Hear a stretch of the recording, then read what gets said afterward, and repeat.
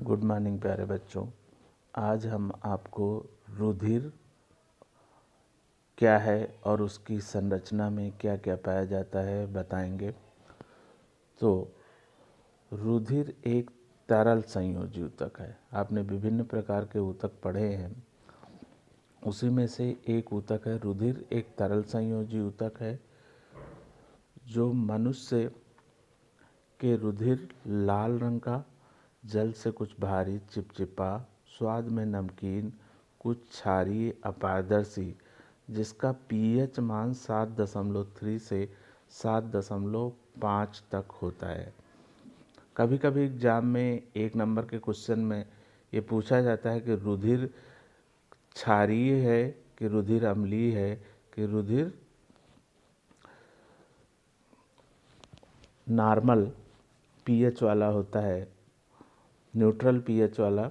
तो रुधिर एक क्षारीय पीएच वाला, जिसका पीएच मान जो है 7.3 से 7.5 तक होता है।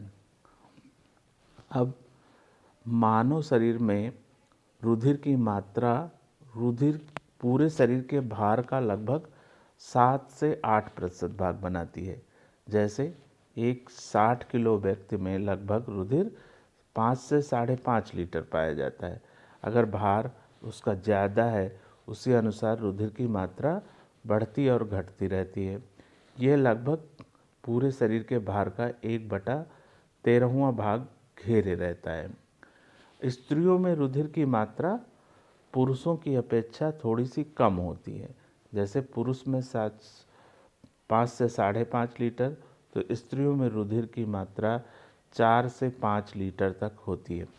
अब हमारे शरीर में 3 प्रकार के स्तर पाए जाते हैं जिससे हमारे शरीर के विभिन्न अंगों की उत्पत्ति होती है: एक्टोडर्म, मीजोडर्म एंड एंडोडर्म। अब रुधिर की उत्पत्ति जो हमारी होती है वो भ्रूण के मीजोडर्म स्तर से होती है। अब रुधिर में क्या क्या पाया जाता है, रुधिर के घटक कौन कौन से होते हैं। रुधिर का निर्माण मुख्यतः 2 प्रकार के घटकों से होता है। एक रुधिर प्लाज्मा और नंबर 2 रुधिराणु।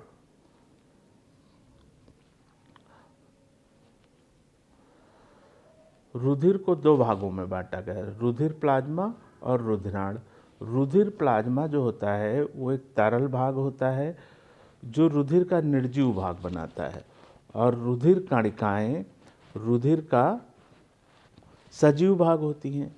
वो एक प्रकार की कोशिकाएं होती हैं जो बहुत छोटी होने के कारण उन्हें कणों का नाम दिया गया है। और रुधिर प्लाज्मा के अंदर लगभग 91% जल पाया जाता है। इसके अलावा